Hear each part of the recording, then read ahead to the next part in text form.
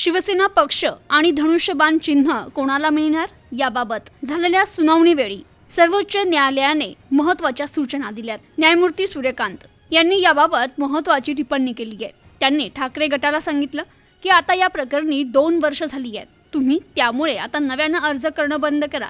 हे प्रकरण 2 वर्षापासून प्रलंबित आहे। या प्रकरणाची मुख्य सुनावणी ऑगस्ट महिन्यात घेऊ असं न्यायमूर्ती सूर्यकांत यांनी सांगितलंय।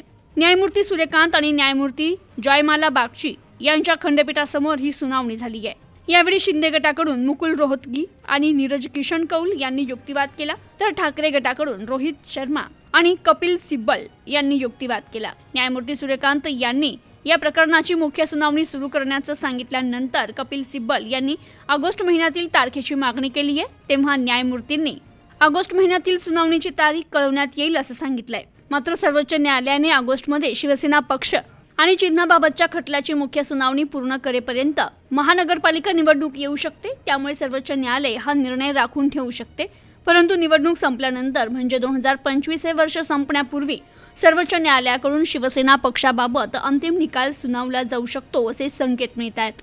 सर्वोच्च न्यायालयाने या सुनावणीत या प्रकरणाला 2 वर्ष झाली असून आता या खटल्याचा सोक्षमोक्ष लावायचा असे संकेत दिल्यामुळे शिवसेना पक्ष आणि चिन्ह एकनाथ शिंदे यांच्याकडेच राहणार की परत उद्धव ठाकरे यांना मिळणार, याकडे आता सर्वांचं लक्ष लागलंय।